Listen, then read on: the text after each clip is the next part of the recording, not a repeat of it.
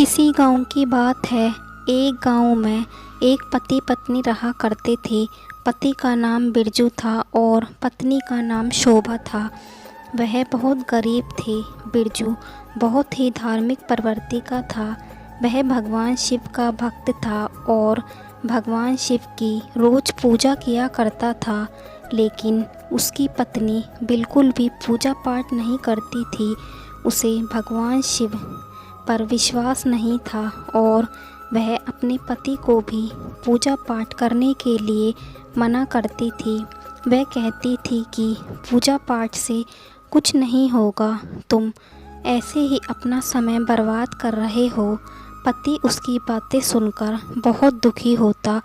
वह भगवान शिव से प्रार्थना करता, हे भगवान, मेरी पत्नी अज्ञानी है, उसे माफ़ कर देना। भगवान आप उसे सद्बुद्धि दें जिससे वह पूजा पाठ करने लगे। बिरजू लकड़ी काटने जाता और उन्हें बेचकर बाजार से कुछ पैसे लाता। इससे ही उनका घर का गुजारा चलता। बिरजू जब लकड़ी काट कर लाता घर, तो शोभा चुपचाप उसमें से एक लकड़ी निकाल लेती। यह उसका रोज़ का काम था। जब शोभा की लकड़ियाँ बहुत सारी हो गई तो वह उन्हें बेचने बाजार जाने लगी। रास्ते में उसे एक शिव मंदिर मिला। उस मंदिर में भक्तों की बहुत भीड़ थी। शोभा ने भीड़ देखी तो किसी से पूछा, यहाँ इतनी भीड़ क्यों है?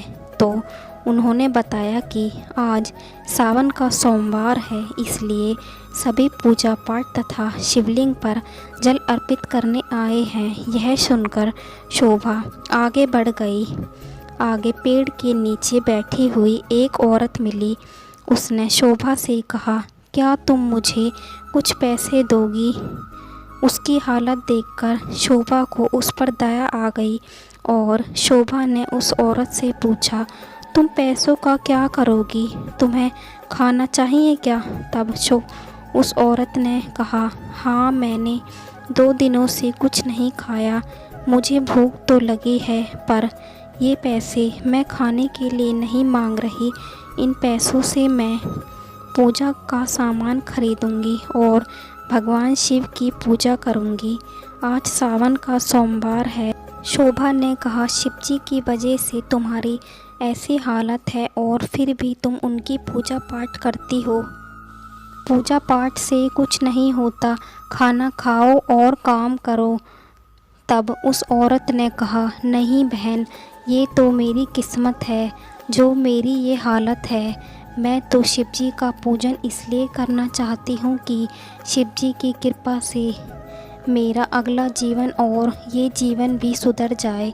तब उस औरत ने बताया कि मैं इसी गांव की जमींदार की बेटी थी और मेरे पिता ने मेरी शादी भी बहुत बड़े घर में की थी। मैं बहुत ही घमंडी हुआ करती थी। एक दिन सावन के सोमवार के दिन मेरी नौकरानी ने व्रत रखा था और वह पूजा पाठ करके भगवान शिव का प्रसाद देने मुझे आई। मैंने अपने घमंड के कारण नौकरानी का दिया हुआ प्रसाद फेंक दिया। मैंने उसे खाया नहीं, जिससे भगवान शिव नाराज़ हो गए और एक दिन हमारे घर में चोरी हो गई। सारा पैसा और सामान चोर लूट कर ले गए और हमारे पास कुछ भी नहीं बचा। मेरे पति भी बीमार पड़ गए, इसलिए मैं भगवान शिव की पूजा पाठ करती हूँ। और उस औरत की बात सुनकर शोभा को बहुत ही आश्चर्य हुआ। उस औरत ने कहा, क्या बात है बहन? तब शोभा बोली कि मेरे पति रोज़ मुझसे पूजा करने को कहते हैं, लेकिन मैं उन्हें मना कर देती हूँ।